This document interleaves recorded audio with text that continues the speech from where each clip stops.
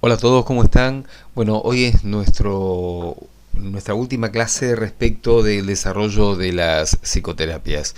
La vez pasada llegamos a completar de algún modo todo lo que tiene que ver con el desarrollo previo al surgimiento de los distintos modelos psicoterapéuticos y empezamos a ver el primer modelo psicoterapéutico que es alternativo al psicoanálisis, porque en definitiva los distintos modelos psicoterapéuticos que surgen como una alternativa al psicoanálisis. Y esto un poco por lo que hemos visto, porque en definitiva hasta los años 50, 60, y en algunos sentidos quizás un poco más en algunos lugares, es el psicoanálisis de algún modo el modelo hegemónico, ya sea por el lado del psicoanálisis estrictamente o por lo que podemos llamar lo que se llamó modelos psicodinámicos, que están influenciados por el psicoanálisis y tienen, digamos, los conceptos en sus fundamentos que son del psicoanálisis. Bien, hoy vamos a ver los tres modelos que nos quedan. El primero de ellos es el que se dio a llamar modelo humanístico existencial, también se lo conoce como modelo gestáltico en algún caso, o tercero a fuerza, que vamos a ver por qué es que se la denomina efectivamente así. Bueno, el modelo humanista existencial es un modelo claramente representativo del pensamiento norteamericano. En realidad surge dentro de lo que es el área de influencia norteamericana. Por un lado conjuga los enfoques fenomenológicos y existenciales que son de la tradición europea, como por ejemplo Sartre, o incluso las influencias que puede llegar a haber de la fenomenología de Merleau-Ponty, por ejemplo, pero también aparecen, digamos, otras influencias que confluyen en el área norteamericana.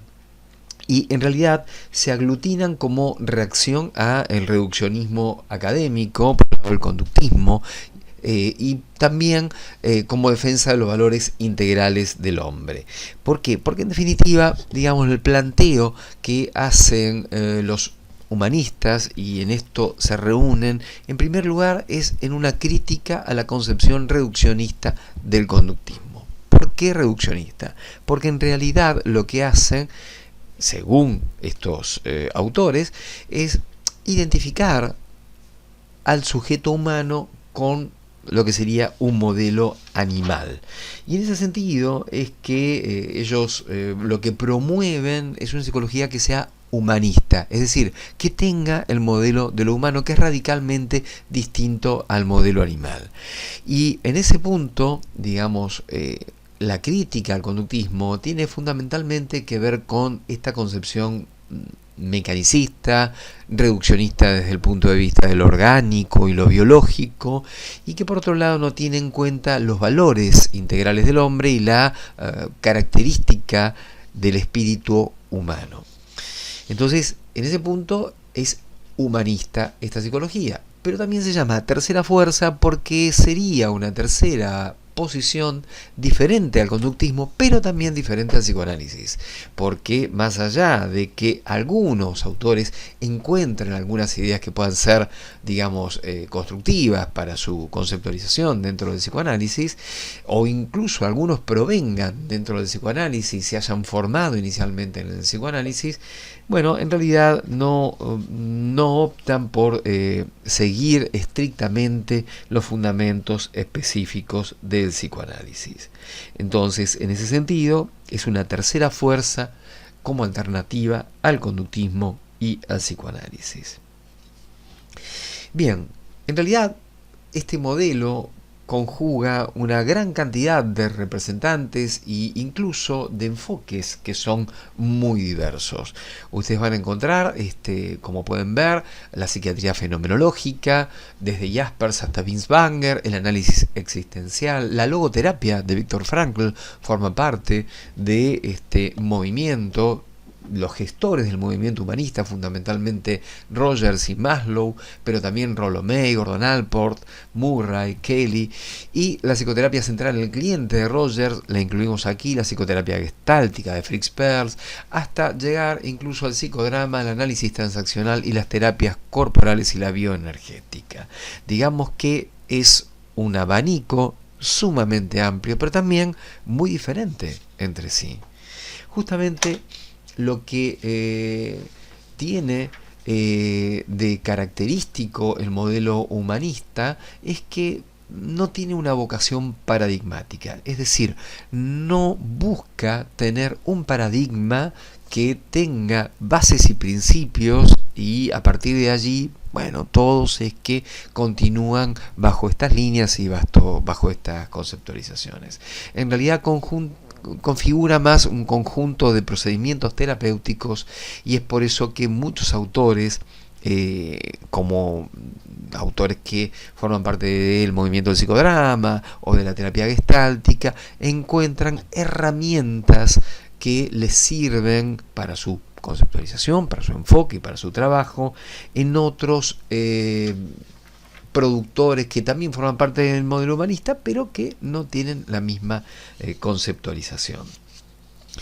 Por eso tampoco, menos que menos, podemos encontrar aquí un paradigma del cual podamos transmitir. Sí hay algunas ideas principales.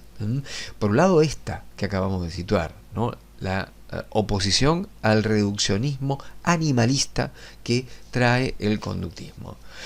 Por otro lado, esta característica, la de ser una modelo o un grupo de autores y de profesionales que se oponen a tener un paradigma dominante. Bueno, también lo que encontramos es que esto es muy idiosincrático, si se quiere, a lo que es la tradición que aparece en los años 60 en el contexto norteamericano. Y es esto lo que también le da como bastante impulso a esta conceptualización. Hay sí algunos antecedentes fundamentales que parece que podemos situar que propulsan el movimiento, el modelo humanista existencial. Por un lado, el antecedente fundamental que viene por el lado de cierta vertiente de la Gestalt que la promueve Kurt Goldstein. Goldstein era un representante de la Gestalt, pero fundamentalmente es el que le aporta a la Gestalt un modelo fisiológico muy distinto al modelo psicofisiológico que provenía de lo que es la psicología clásica, la de Helmholtz, en donde el planteo de Goldstein es, en un texto que se llama El organismo, que es del año 1939, plantea que el organismo funciona como un todo, como una totalidad. Pero además, en esta tendencia, en esta totalidad, hay una tendencia que forma parte del propio organismo, que viene con el organismo, que es innata y que lo empuja a la autorrealización, a la autoactualización. Es decir, cada organismo tiene un potencial que lo empuja a evolucionar, a desarrollar y a actualizarse. El otro autor también que es fundamental en esta conceptualización y que de algún modo va a ser un eje para ordenar todo este movimiento es Abraham Maslow, que Maslow escribe hacia los años 50 un texto que se llama Motivación y Personalidad, en donde construye, ahora vamos a ver alguna cuestión acerca de esto, construye una teoría de la motivación humana y que la personalidad humana en realidad se construye, se constituye a partir de esta teoría de la motivación. ¿Por qué una teoría de la motivación? Porque en realidad tanto el psicoanálisis como el conductismo se fundamentaban a partir de posiciones biologicistas, esto es, el estímulo, la respuesta, los instintos. Y esto de algún modo animaliza a lo que viene a ser la personalidad humana.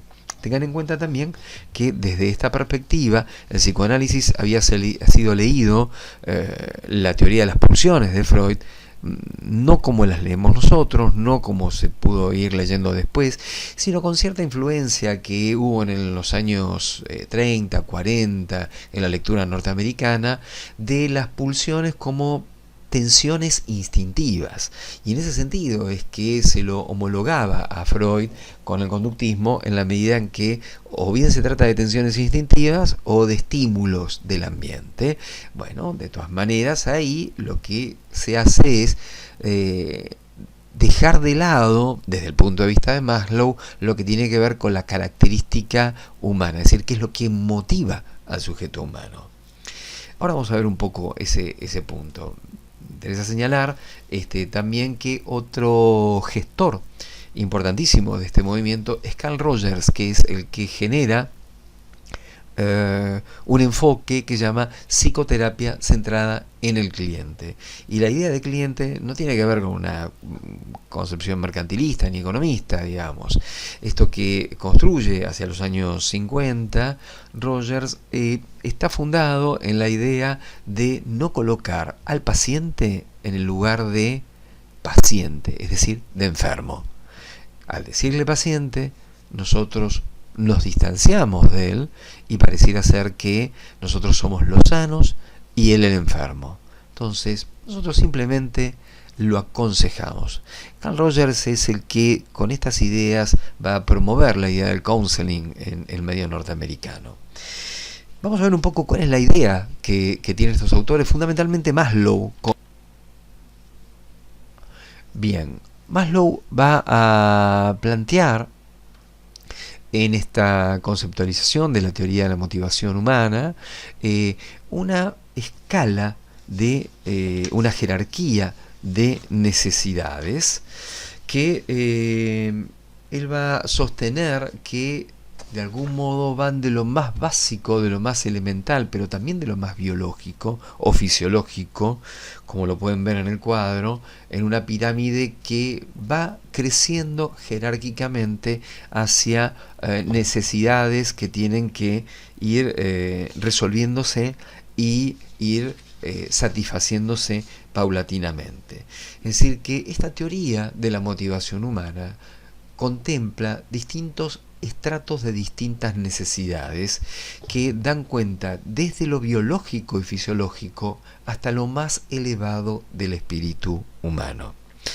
Las primeras necesidades básicas que va a contemplar Maslow son las que tienen que ver efectivamente con lo fisiológico, las necesidades básicas de respiración, alimentación, descanso, la del sexo, la homeostasis, en fin, aquellas que fundamentan de algún modo la actividad más fisiológica y biológica. Es necesario primero respirar y también alimentarse para poder vivir. Una vez que están satisfechas estas necesidades, pasamos, según Maslow, a poder contemplar la satisfacción de las que siguen en su escala de jerarquía, que son las necesidades de seguridad y de protección, de seguridad física, de seguridad en cuanto a la salud, de seguridad de empleo, de seguridad de ingresos, de recursos, de seguridad moral, de seguridad familiar, de propiedad privada.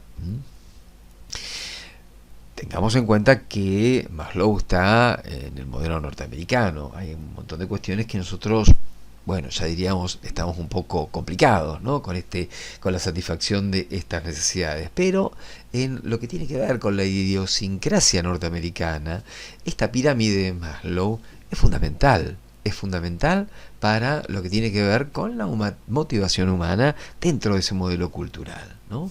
Y una vez que podemos satisfacer estas necesidades de seguridad, aparecen las de afiliación y afecto, como dice Maslow, en donde ahí aparece, bueno, la necesidad de satisfacer los vínculos afectivos, la amistad, la intimidad sexual, etcétera, etcétera. Luego de que podemos completar esto, bueno, tenemos en la jerarquía de las necesidades lo que hacen a las necesidades de estima o de reconocimiento, en donde Maslow ahí sitúa dos tipos de necesidades de estima, porque tienen que ver con la alta estima o la baja estima. La alta estima concierne la necesidad de respeto a uno mismo, incluso sentimientos que tienen que ver con la confianza, la competencia, los logros, la independencia y la libertad. Y después, en relación a la baja estima, concierne fundamentalmente a lo que tiene que ver con la necesidad de atención, la necesidad de aprecio, de reconocimiento, de reputación, de estatus y también de dignidad, fama, gloria, incluso de dominio. Entonces, este tipo de necesidades que forman parte, la de estima y la de reconocimiento, son las que estarían casi arriba de todo de la pirámide. No arriba de todo. Las que están arriba de todo son las que en realidad corresponden a las personas autorrealizadas. Es, digamos, el punto máximo de desarrollo de las motivaciones humanas, que tienen que ver con la creatividad, con la espontaneidad, con la falta de prejuicio. En realidad ahí hay un salto cualitativo muy diferente para Maslow, en donde Maslow utiliza distintos términos para mencionar este tipo de motivaciones, porque habla de motivación de crecimiento, pero también motivación de ser uno mismo, y también de autorrealizarse, es decir, de llegar a ser lo que cada uno está previsto y programado, podríamos decir, para ser. En ese sentido, corresponde a la autorrealización personal.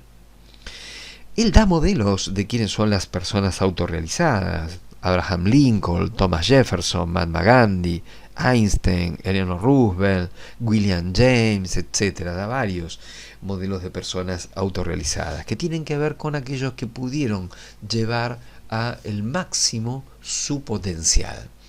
Esto tiene que ver con este fundamento que mencionábamos antes, que extrae de Goldstein, de la tendencia de todo organismo viviente a la autoactualización y a la autorrealización, que tiene que ver con la motivación de crecimiento y, por otro lado, la necesidad de ser lo que estamos diseñados para ser. Es decir, todos nosotros estamos de algún modo programados, diseñados para ser un gran músico, un gran psicólogo, un gran musicoterapeuta, en fin, para esto estamos hechos. Y esto es lo que, según Maslow, da sentido a nuestra vida. El desarrollo de este potencial de lo que viene a ser nuestra actividad. La salud, en ese sentido, es el desarrollo pleno de esta personalidad. Y la enfermedad viene a ser para Maslow un desequilibrio o un déficit de las necesidades o la satisfacción de las necesidades en la jerarquía de esta pirámide. Cualquier reminiscencia a la vieja concepción de equilibrio-desequilibrio de Hipócrates, olvídenla desde ya. Bueno, también en esto Rogers, en su conceptualización de psicoterapia centrada en el cliente, va a plantear justamente esta posición de llamarlo cliente para no colocarlo en la posición de minusválido a nuestro consultante, ¿sí? No como un paciente, para que no haya una relación asimétrica. Él plantea, y esto hay un acuerdo entre estos autores, en establecer, ¿no?, una relación simétrica de profesionales quien le presta un servicio a el consultante, al cliente, para que éste pueda llegar a obtener su crecimiento personal, ayudarlo, acompañarlo al consultante en su autorrealización. Bien, bueno, esto a grandes rasgos es los principios básicos del modelo humanista, desde ya que no lo agotamos con esto, pero bueno, tenemos que pasar a los modelos cognitivos en psicoterapia. Los modelos cognitivos en psicoterapia tienen un protagonismo más actual, si se quiere.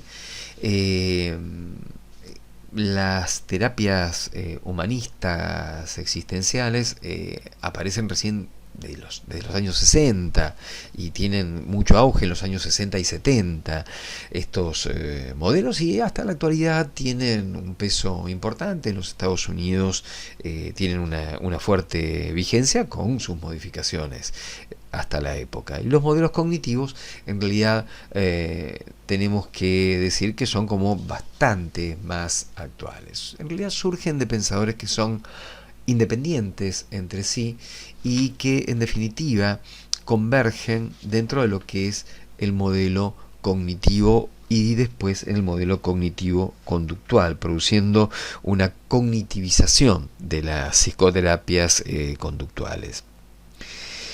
Tienen un rasgo común todos estos autores, y es la importancia que le otorgan a las cogniciones, a los procesos cognitivos, tanto en la génesis del trastorno psicopatológico como también en el proceso del cambio terapéutico. Y otra característica fundamental de este enfoque es el énfasis en el método científico.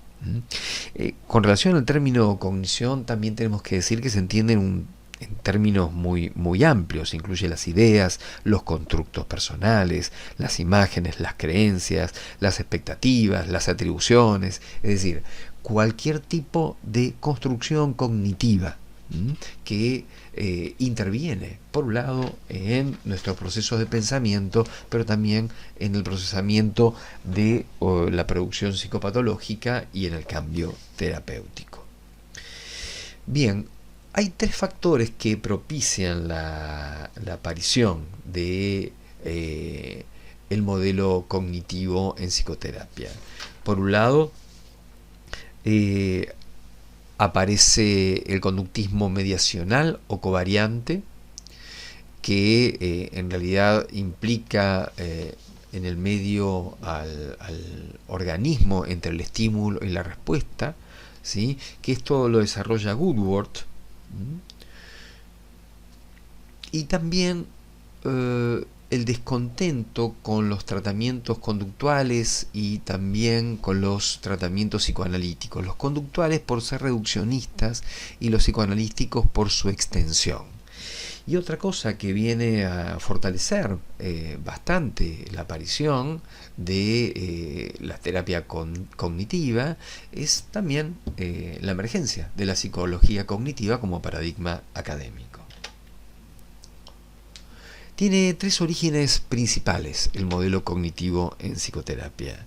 Por un lado, hacia el año 55, Kelly aparece con su teoría de los constructos personales. Kelly es el primer teórico que presenta una teoría de la personalidad y un enfoque de la clínica y también de la terapia que se puede considerar cognitivo, esta teoría de los constructos personales. Tanto Albert Ellis como Aaron Beck también fueron destacados fundadores de lo que es el modelo cognitivo en psicoterapia, y aún hoy podemos considerar que son representantes bastante vigentes en el pensamiento cognitivo de la psicoterapia. Ambos originalmente fueron formados dentro del psicoanálisis. Ellis hacia el año 1962 plantea un enfoque que se basa en la creencia de que la persona puede sustituir conscientemente los pensamientos irracionales por otros más racionales o razonables. Es lo que también se da a conocer como la terapia racional emotiva. Y Beck, hacia el año 1967, desarrolla una conceptualización a partir de la depresión, en donde plantea que pueden aislarse los pensamientos negativos, que son los que están en la base de la depresión. Los pensamientos negativos acerca de sí mismo, acerca del mundo, acerca del futuro, y a partir de ahí se pueden modificar estos pensamientos negativos a partir del cuestionamiento por parte del terapeuta de la validez de estos pensamientos. Bueno, y también por último hay varios líderes en la terapia de la conducta que fueron cognitivizando su conceptualización, como es el caso de Bandura, que lo habíamos señalado oportunamente como el iniciador de esta tendencia hacia la cognitivización de la terapia del comportamiento. Esto es que al día de hoy no podemos hablar de una terapia conductual pura, ni tampoco podemos hablar de una terapia cognitiva pura. Hay como una amalgama de la terapia cognitivo-conductual. Bien, ahí pasamos entonces a los modelos sistémicos en psicoterapia. Estas eran las líneas fundamentales del modelo cognitivo. las líneas fundamentales del modelo sistémico en psicoterapia tienen que ver con la aparición, por un lado, de la psicoterapia familiar, porque tiene especial protagonismo en el ámbito familiar. Y por otro lado, la aparición de la teoría general de los sistemas y también de la cibernética como un orientador de la práctica y también de la teoría. Va a desplazar fundamentalmente, y esto es una cuestión original y muy particular que tiene el modelo sistémico en psicoterapia, en donde, a diferencia de los otros modelos, no necesariamente aquel que consulta es el enfermo, sino que va a ser una lectura de quién es el portador del síntoma y situar el síntoma como una expresión de una falla o una disfunción en el sistema familiar o en el sistema en el cual se mueve este individuo que es el que consulta. Por eso es que fundamentalmente tiene un peso muy importante con los grupos y también con la terapia familiar. Encontramos también que de los propulsores de la terapia sistémica encontramos a Bateson, a Jackson, a Haley y a Wakeland, donde plantean la idea de la familia entendida como un sistema abierto, como núcleo de conceptualización y de tratamiento. Es decir, que allí encontramos que el núcleo no es un individuo, el objeto no es un individuo, sino es un grupo, y en este caso es el grupo familiar. Esto provoca también el desplazamiento de la idea de conflicto y de síntoma psicopatológico, ¿no? Donde el portador pasa, digamos, a trasladarle, si se quiere, el peso del síntoma hacia el síntoma como expresión de una determinada estructura del sistema familiar. Bien, hay también, es importante situar que uno de los principales aportes que ha hecho la terapia sistémica, o que se les ha reconocido también, es centrar sus objetivos, los objetivos de la psicoterapia, en la modificación de los patrones de interacción personal. Este trabajo en relación a el emergente, en relación a el portavoz, en relación al portador del síntoma, y el trabajo con los sistemas familiares, lleva a relevar cuáles son los patrones de intercambio y de interacción interpersonal dentro de determinados grupos, y ha hecho realmente un aporte muy importante la teoría sistémica en función de la posibilidad de modificar dichos patrones. Hay otra cuestión también que es importante señalar, que tiene que ver con los orígenes también históricos de este modelo sistémico, porque también está muy ligado a cierto movimiento que aparece hacia el interior del psicoanálisis, que es el movimiento culturalista, ligado a la terapia familiar.